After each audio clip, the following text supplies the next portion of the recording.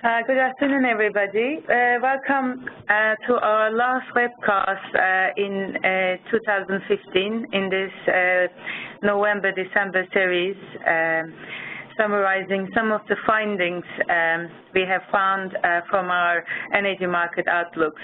Today's webcast is the spotlight and analysis on the legislative and industry challenges across Germany and French energy markets. So the agenda that we will be covering today will be a brief introduction to our ABB reference cases, a review of European energy markets, and then going into more detail on what has been happening recently in the German energy market and in French energy market.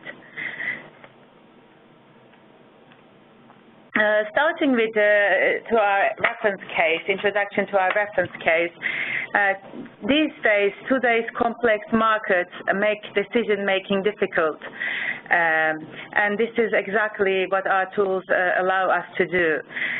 So there is a lot of, data gathering is required, historical data, and then this is in turn being used to do short-term forecasting, long-term forecasting, and analyzing the data.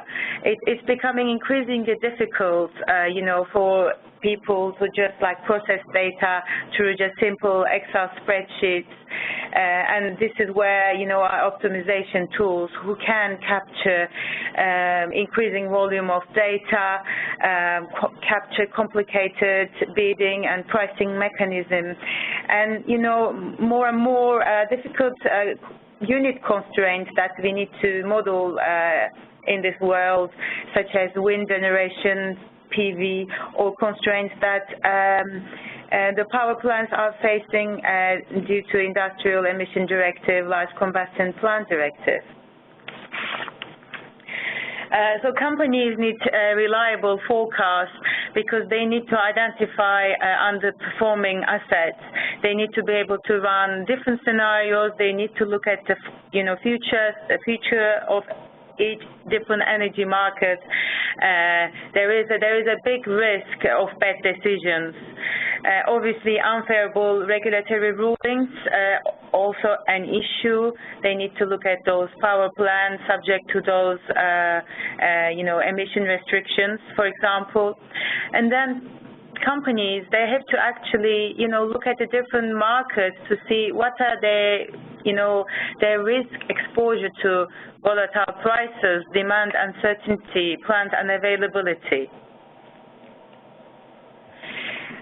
So our reference cases are 25-year energy markets and fuel outlooks. We do have energy market simulation data for the whole EU, and we do have a database of power plants, and all the individual plants bigger than 25 megawatts are included.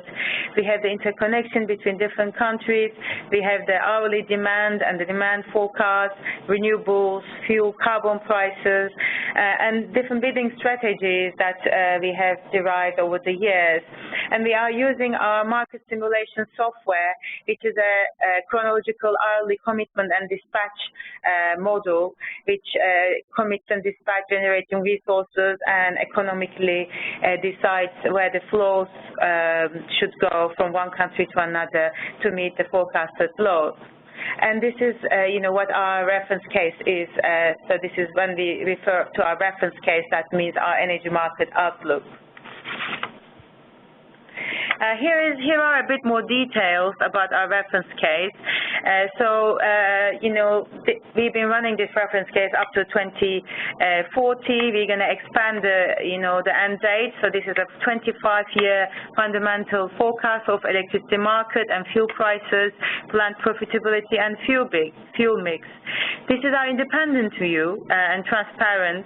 We do provide this analysis to banks, wind generators, to utilities, to everybody who come to us.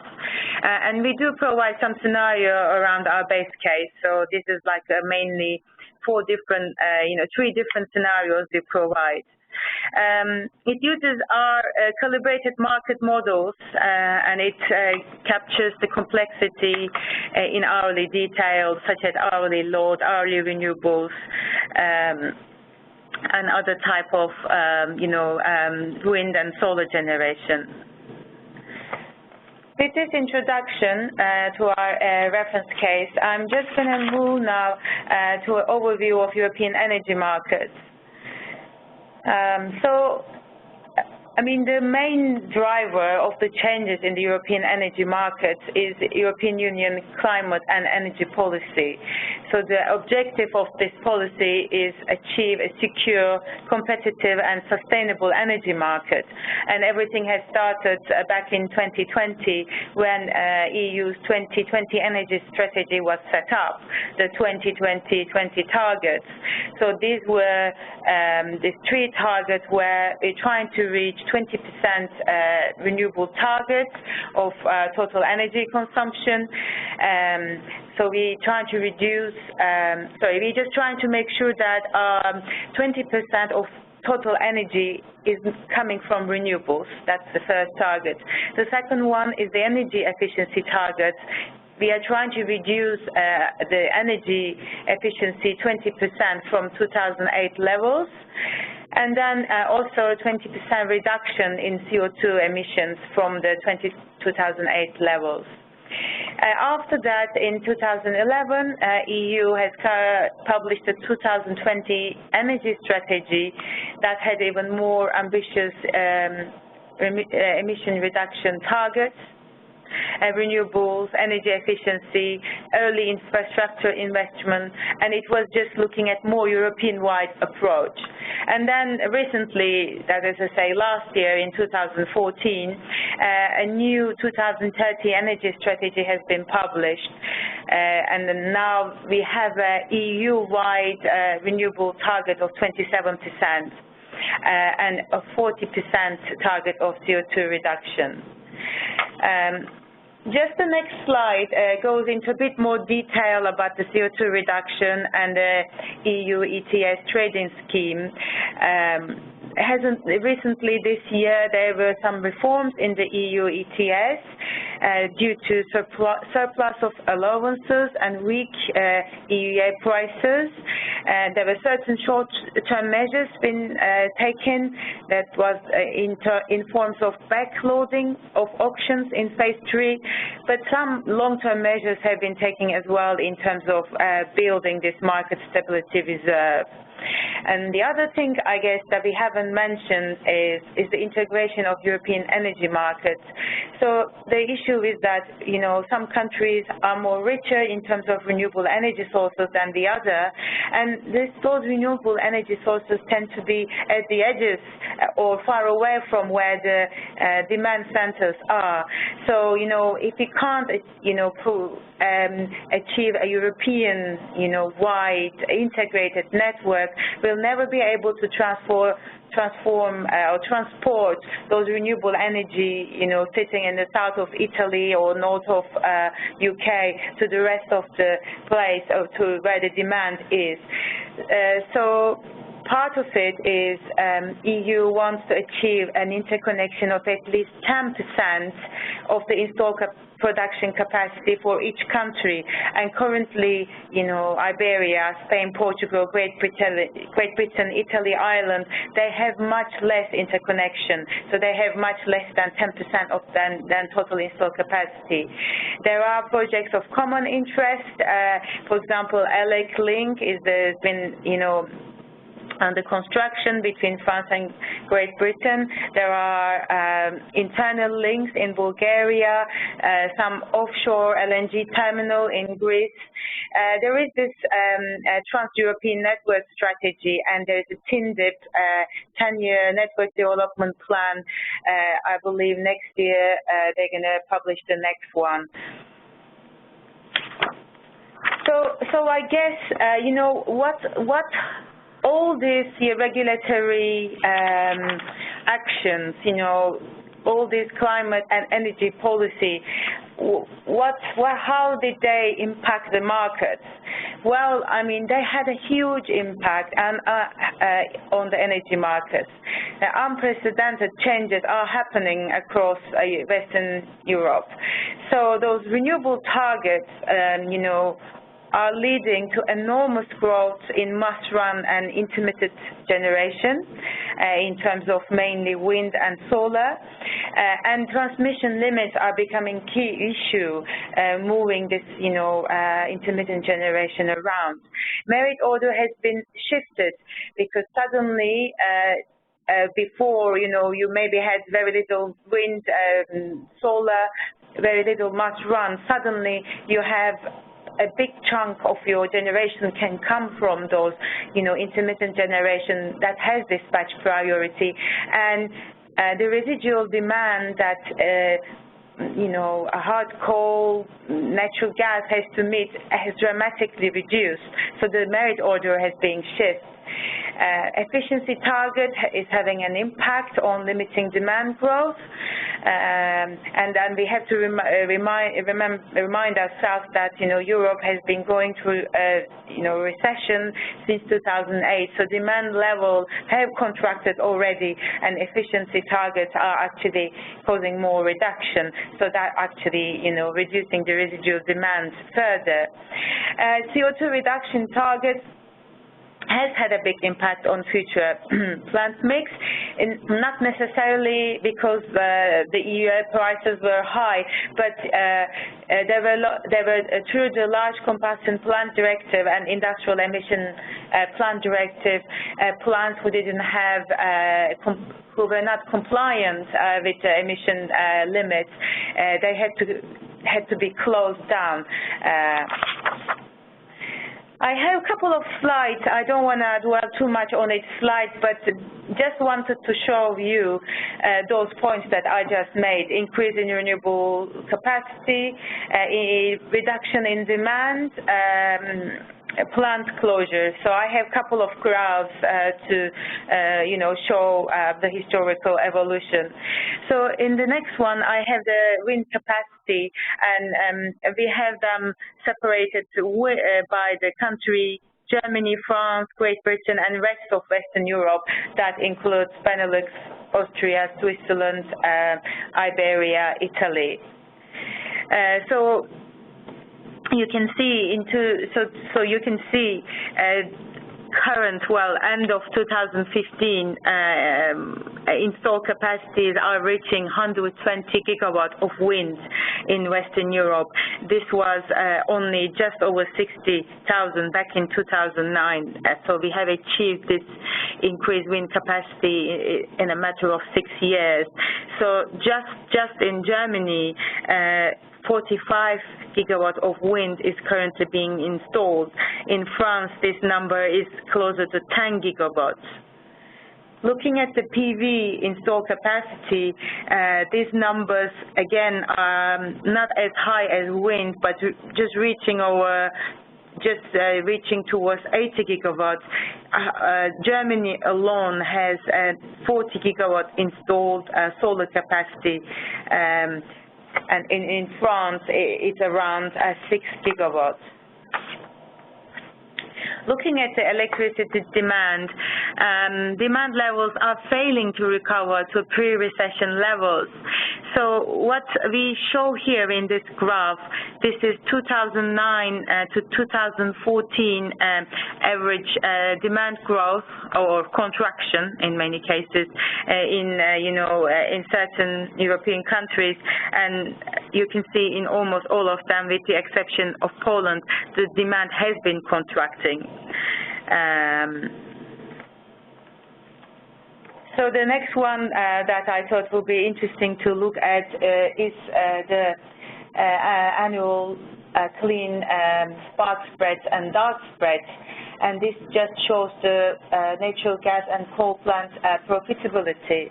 So the lines that are straight and not dashed are showing the clean spark spreads, and those levels are important to identify natural gas plant profitability, and the dashed lines show the clean dark spreads, and they are important to look at the profitability of hard coal plants. as you can see in Germany and France, I mean, you know, we're going to talk about this. Most of the natural gas plants, especially in Germany, has been mothballed, closed down. It's really not a good market for those natural gas plants, you know, Western European countries.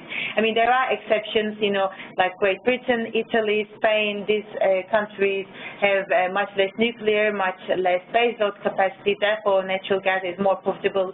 But even in the UK, especially with this additional UK carbon spot tax that UK had an impact on the profitability of both, you know, coal and natural gas plants. And you can see the spreads are just, you know, around zero and slightly have been increasing slightly in the last, you know, month in, well, summer in 2015. The coal spreads are a bit better, but still, you know, this is a hard time for all type of, you know, conventional power generation. So there has been a lot of retirements in Western Europe in the last 3-4 years, and mainly retirement due to uneconomic, uncompliant coal plants and uneconomic, unprofitable CCGT plants. So a total of almost 18 gigawatts of power plants have been, you know, shut in the last, just purely in 2015. And if we had to remind ourselves that that was the, you know, year for the Large Combustion Plant Directive. That was the last year, and that was the year that all the emission uncompliant plants that didn't fit flue gas desulfurization technology had to be closed by the end of 2015. But lots of such plants, uncompliant plants, have been closing, you know, in the last couple of years already. I mean, so what's happening? You know, so this is not very good news because, you know, because we know that it's very important that, you know, electricity demand is met every single, you know, second. We can't have blackouts. That's not acceptable.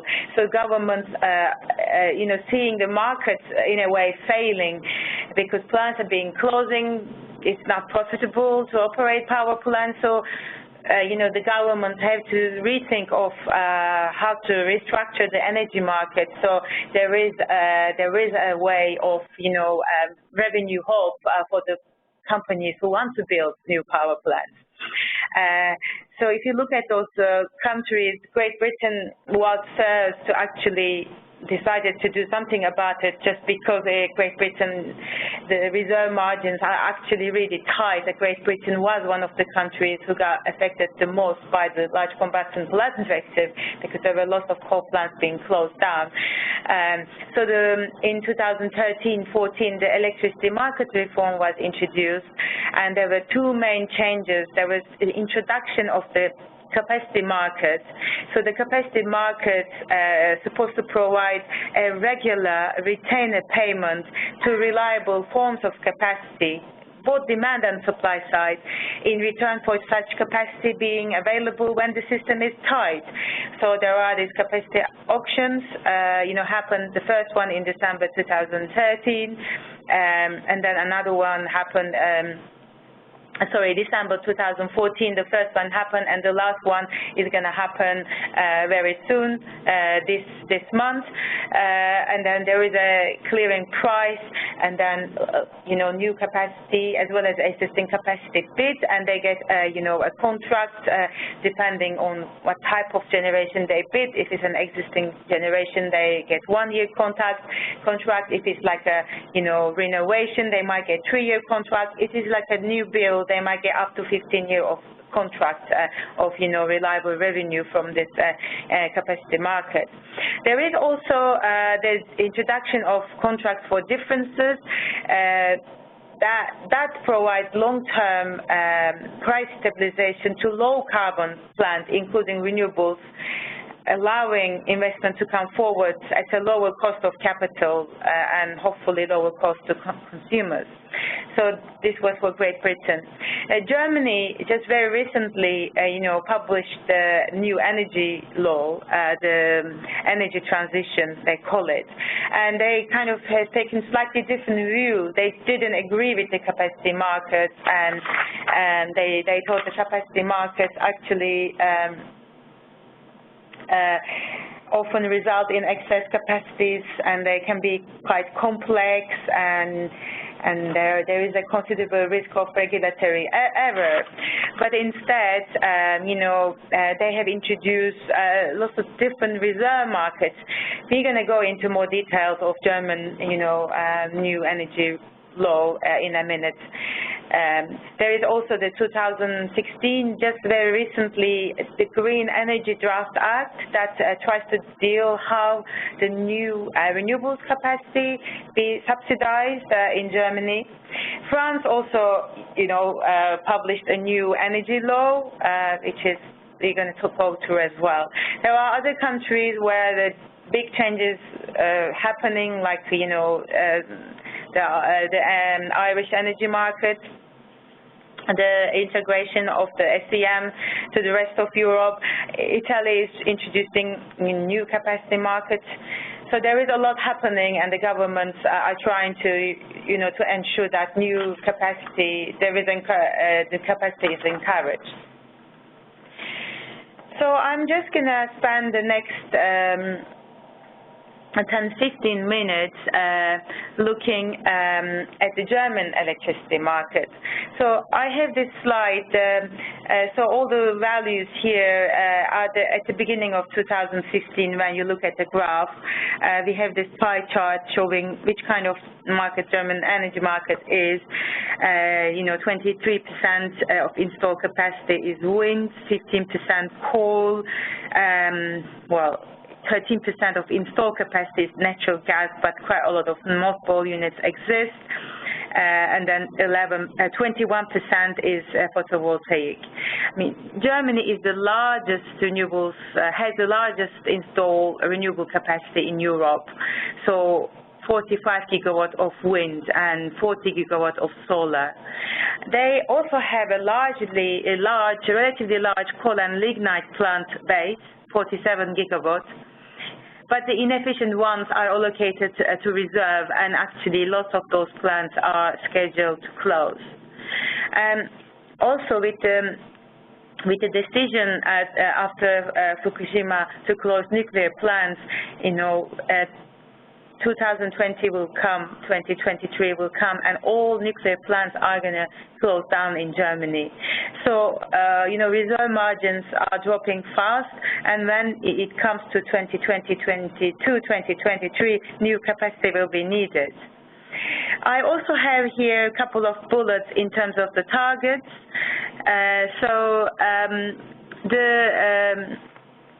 The CO2 emissions were reduced in 2020 by 27% compared to 1990 levels, and the objective is this reduction to be 40% in 2020 and 55% in 2030. Share of renewables in gross electricity consumption increased by 27.4% in 2014 from 2008 levels. And they make up 33% now, but the German government wants to increase this level to 35% in 2020 and 50% in 2030. Similarly, the electricity consumption, reduction has to be reduced. So that reduction has to be 10% in 2020 compared to 2008 levels. So it is everything. It is very, very, very ambitious renewables targets, CO2 emission reduction targets, and demand reduction targets in Germany. So this German electricity market 2.0, this new law approved in November the 4th. So the German government definitely want the wholesale market to be to play the central function to ensure sufficient generation capacity is available to cover demand, with peak prices, increasing at hours, and then giving the right signal, encouraging flexible generation. And they definitely don't want capacity markets to exist. However, and they really emphasize on improving balancing efficiency, increasing flexibility of supply and demand. So to keep supply and demand balanced for every 15 minutes in all electricity balancing pool. However, so that requires, they also acknowledge that expansion of networks is very important in order to ensure that, the electric energy can be balanced, and then those, renewable energy moving from 1 hour to another hour can be accommodated. So the transmission grid has to be able to accommodate that. But they know that this can't be just looking at the German, network. Looking at the neighboring, Germany has to work together with the neighboring countries to ensure that the neighboring countries' transmission networks have expanded and that there is a regional cooperation. However, they, acknowledge that just purely, wholesale power markets, they're not going to be able to maybe ensure that the system is balanced and there's enough capacity. Therefore, they're introducing lots of different reserve markets. So there are capacity and climate reserve markets. There is also an extension of grid capacity reserve, which is now called network reserve. They also want to increase data transparency, and they want to integrate of electrical vehicle charging infrastructure to the whole energy market structure. So looking at this reserve market a bit more closely will be interesting. So the capacity and climate reserve, they are there to secure the market in the long term after the nuclear capacity has been closed down by the end of 2022-23. So this capacity, starting with the capacity reserve can be provided from all types of generation units regardless of power source.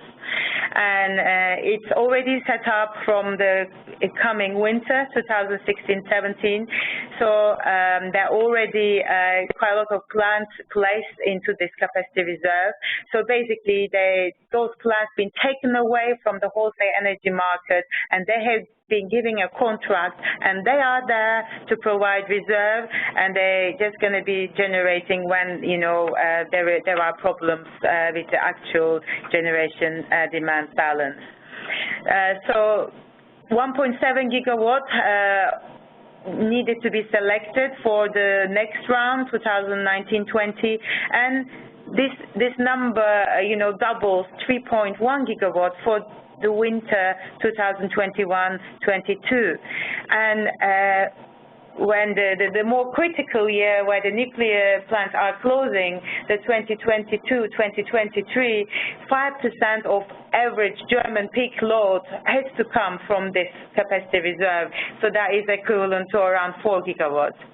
And the cost of all this, the cost of collapse paid by those who did not balance their balancing pools really well. So that is actually, that's how, they're going to find the money to pay these plants with the capacity reserve contract. Looking at the next one that I want to look at is the capacity and climate, the climate reserve or the standby reserve. So this is an interesting one because currently, there are those quite old lignite power stations. They're going to close in the next couple of years. So the idea is that, okay, why don't we just create this special reserve contract for these power plants? So so that they're going to be taking from the, wholesale market. So in that way, they're going to generate less. That means the CO2, that's going to contribute to the CO2 reductions. And then they will be, provided, if they run, they're going to be given money equivalent to their, short-term marginal cost. So that's kind of, what's been happening. So 2.7 gigawatts been placed into this climate reserve, and you can see a list of the power plants here. I mean, these plants, they are in 11-day call-up period, so this is not, they can't just start when they need an 11-day notice to be able to start. So we suspect this plant's going to be called up, and if there is a prolonged, cold spell in winter or prolonged summer heat waves. So these plants are there to provide climate reserve. The last bit is this extension of grid capacity reserve. Already there were quite a lot of plants under, in Germany, there were already quite a lot of plants under this scheme. So basically what's been happening in Germany, given that, the market situation and unprofitability of certain power plants, lots of companies have applied, to the transmission system operator, to the government to close, to ask for the permission to closure of their power plants. But that is not very easy, because if those plants are located in part of the country where they are needed because of the system balance, because there's not enough power in that part of the country due to transmission and network limitation, so the government is able to kind of oblige them to stay online, and then they will be provided this special contract, network reserve contract. Actually, currently, in the old setup, these plants, they could be obliged for 2 years to stay there because they were system relevant. But I think in this new law, they can stay there. The government, the system operators can oblige them to stay open or provide reserve as long as it's necessary. So again, so this is ensuring transmission grid stability during the nuclear phase-out and to compensate for slower than planned network expansion, especially in the southern Germany. So there's a big, bottleneck between southern and northern Germany. So this power plants, they're going to be selected by auction from all power plants, and might require up to 2 gigawatts of new capacity in the southern Germany. I think that is quite interesting. So that literally means that, the government is going to, commission new CCGT plants in south of Germany, tender for new CCGT capacity. So this is quite unusual because we don't expect, I guess they're going to be provided this contract of 15-year. CCGT is going to be provided those contracts. We know that in Germany currently, even like the most efficient CCGT plant in the world, Irsching, has been closed. So there is no future for those merchant CCGTs in Germany. So that's kind of the way the government is proposing new entry. So it's kind of like looked at the current German. Oh yeah, so I think the next bit that I wanted to talk about very briefly is this 2016 EEG Green Energy Draft Act. So this is basically trying to ensure that expansion of German renewables will be controlled. So this is also the way renewables, new renewable capacity is subsidized going further. So they finally realized this has to be synchronized with the network expansion, because you can't just build those renewable capacity if you don't have enough capacity to transport this capacity in the south of Germany to the north of Germany where the more demand is. Or similarly, I think it's relevant for all countries in Europe. So that also secure planning and development of the conventional power station. So they just realized that there's the system can't just rely on renewables because they are there one hour, they're not there the next hour. The wind stops. There's no sun, suddenly we are using 85 gigawatts of capacity, and what type of plant has to be there to back that up has to be coming from the conventional generation. And then the other one, the point that I mentioned before, ensure that Germany's neighbors adopt their own system to expanding renewables. So currently 33% renewables make up 33% of total electricity consumption. The target is at 45 for 2025. So there's going to be an annual auction for fixed amount of capacity for offshore wind and large PV and hydro. Onshore wind, though, is treated differently. It can vary depending on the target green electricity, which is a function of electricity consumption and total renewables. So we thought we just show you some of the reference case, insights we have from our German energy market outlook. So here, the German reserve margins are dropping, as I mentioned before, and new build is required in 2020-2023. So if you look at the German TSOs forecast German peak load in 2017 to be 81.8 gigawatts in 2017, and if we take this as a base, and if you look at so they're all below, sorry, a bit confusing. If you look at the middle line, that is the line that considers that peak load, 81.8 gigawatts in 2017, and then hence a reduction going forward. So it comes to 2023, we will have zero reserve margins. And then the bottom line is actually if you don't build any renewables, if you don't build any new capacity, I think we're going to get to that 0% reserve margin much earlier in 2022. So, in our reference case, in our reference case, so the corresponding market clearing prices are as follow in the very short term. I mean, apologies, these are euro in megawatt hour, but we didn't put the prices in there, so the prices are available, if you purchase the reference case. If you have any questions, please send us an email. We're happy to, discuss, and talk to you. But as you can see, the prices, the price trajectory is increasing. This is in line with all the closures. So, the nuclears are closing, lignite, hard coal is closing.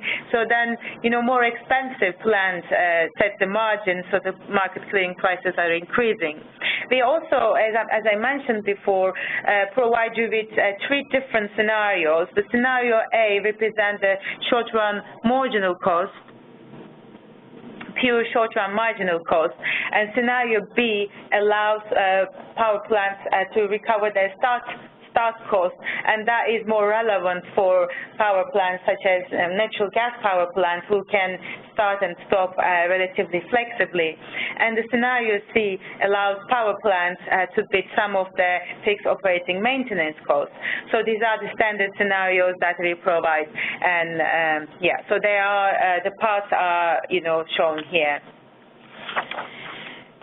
but like, well, in our reference case, we do add gas turbines. We do add, if in any of the countries there is planned nuclear or coal, but Germany, none of this is planned. So in Germany, it seems like, the only capacity that is realistically to come online is going to be renewables, flexible gas turbines, and also CCGT, and that's kind of what we have added as generic capacity in our reference case. But if you look at actually how those plants run and how much revenue they obtain, there is a lot of missing money.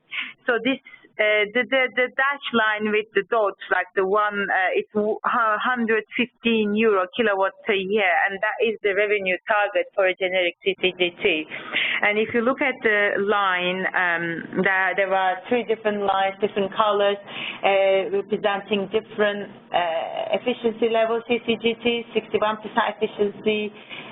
We assume, to come online between 2022. And then comes to 2027, we assume the new capacity, new CCGT will be more efficient, 66%, and then comes 2027, even more efficient CCGT by that time will be available to enter the market. But as you can see, all of them, they're only making a very little part of their revenue target. So, they still have a lot of money to recover in order to stay, whole, not from the energy market, but from, presumably from, ancillary services, balancing, and reserve markets. So, just like a few points, European Commission will be scrutinizing the new German law, anything that is not online with EU state aid rules, so there's going to be a discussion about that. We don't know yet whether this passed the EU scrutinizing. Okay, so this is the thing about the reserve capacity. So the reserve capacity will reduce a lot of capacity from the wholesale markets. I mean, what will be the impact of that? Will the impact suddenly will be that wholesale market prices will be very likely to move? So just more changes, 1 hour to another, increase prices because suddenly all this capacity is not there, or something that we've been seeing in the UK market.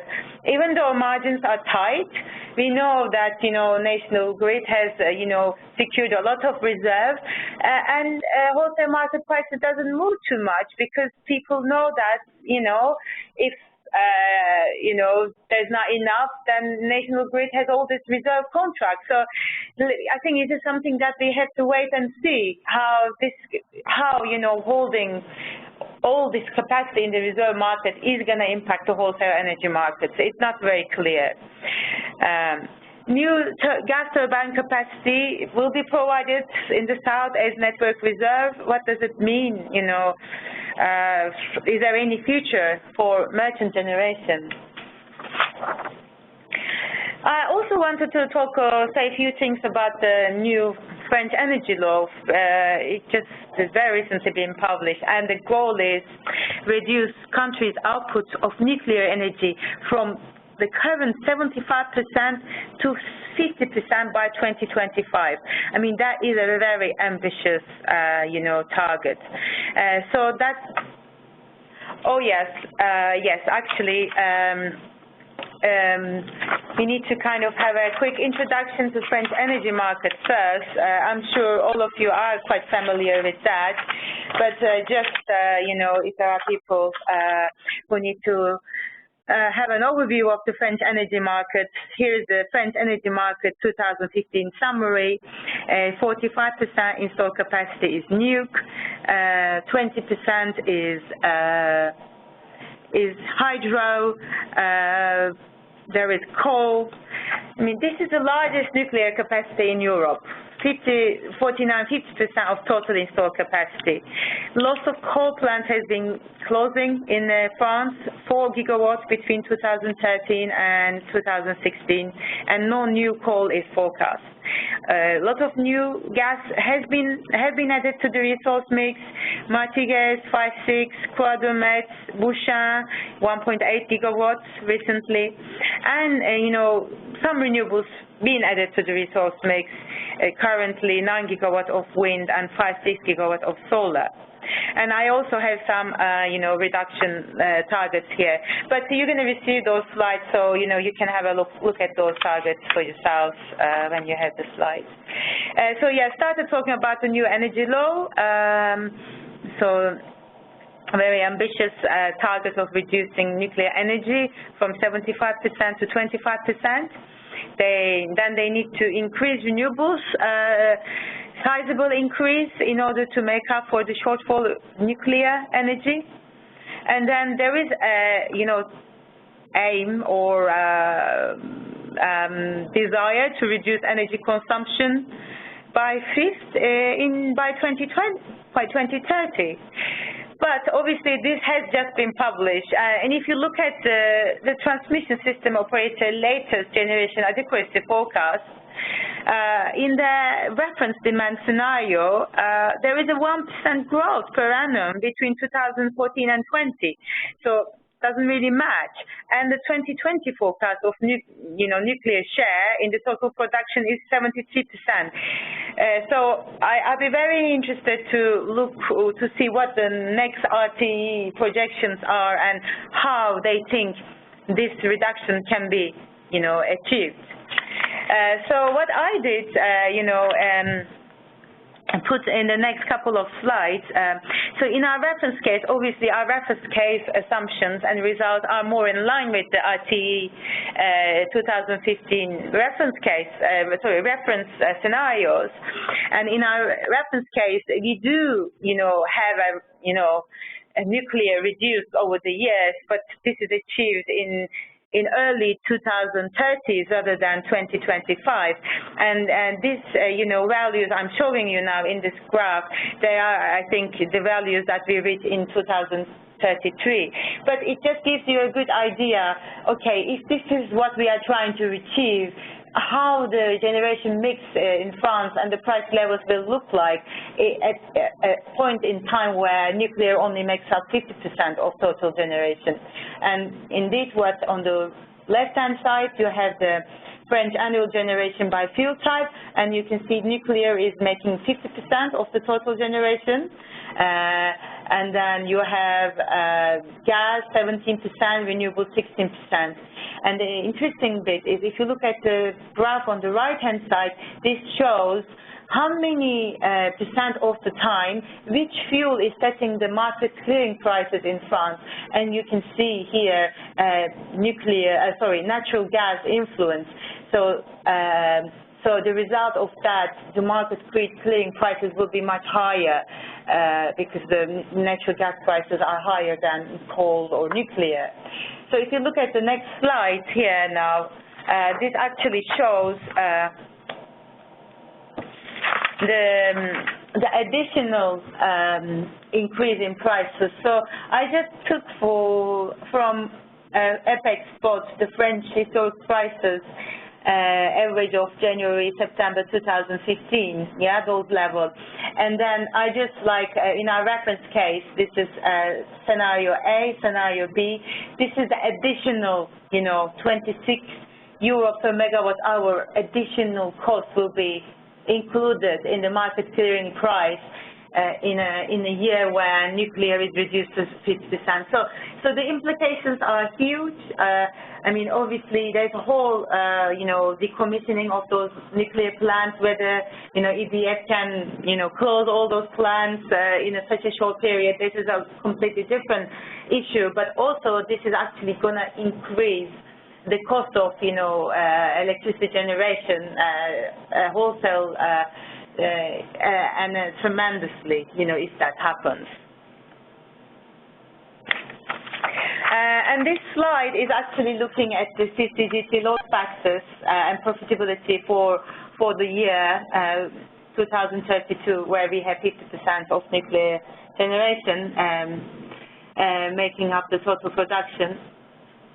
So yes, so the running is not too bad. The CCGTs are running 60%, 80%, but still the target is 115. They are really far away from making that target. So again, there's the same issue. There is the missing money. Where is this money is going to come from? Yeah, so I mean, again, this French new energy law, how realistic, how achievable, what are, there are huge cost implications, and obviously the French government is planning a capacity market. Actually, the auctioning started already, so they will need that in order to, you know, definitely encourage new capacity. I guess how much time we have kind of rather limited time here, maybe for people who are interested, you know, how we could use into a bit more detail of our modeling, can stay and listen for the next 10 minutes. I'm going to go through quickly our reference case methodology. So here the map that you're looking at presents our, the blue dots represent our current Western Europe reference case topology.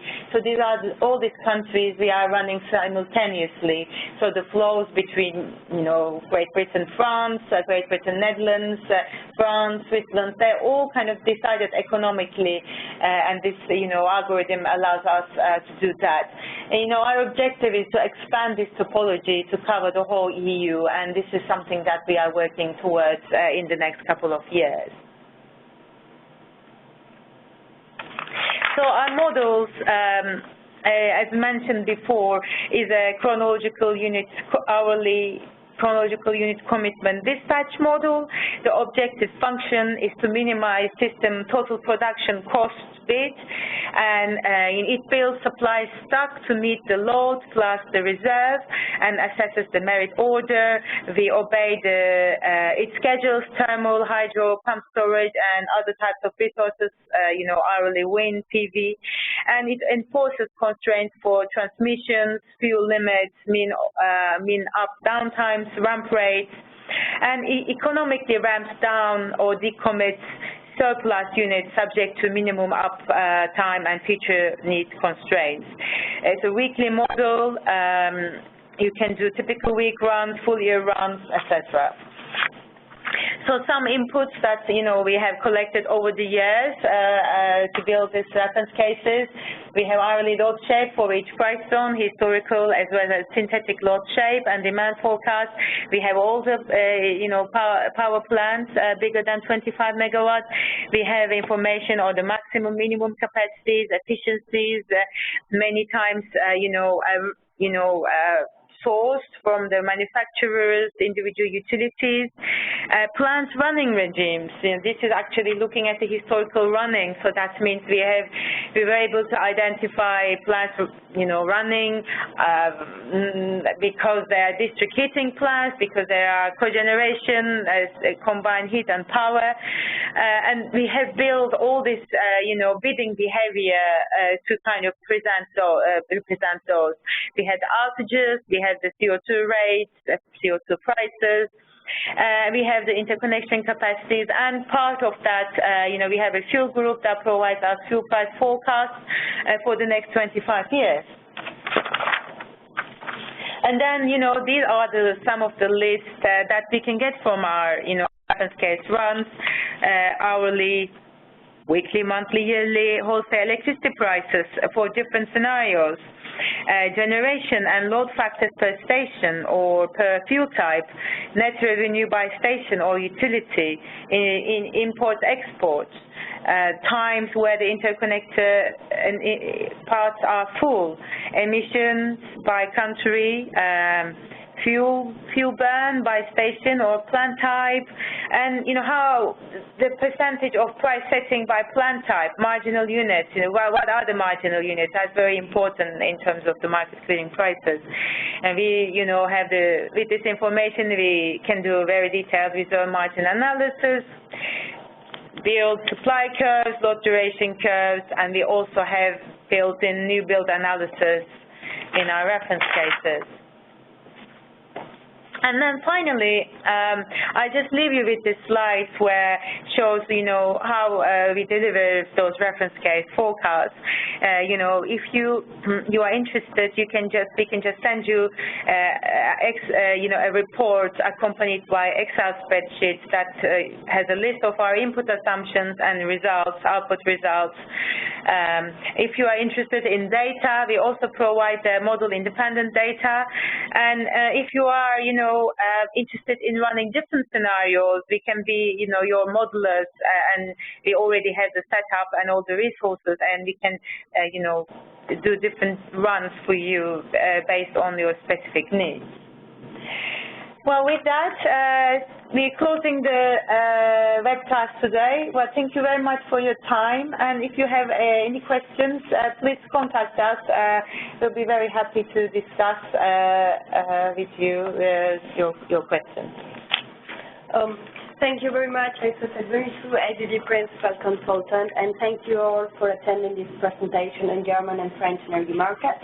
Please do contact us if you may need more information on our reference cases. And we're wishing you a great end of the day. Thank you for joining.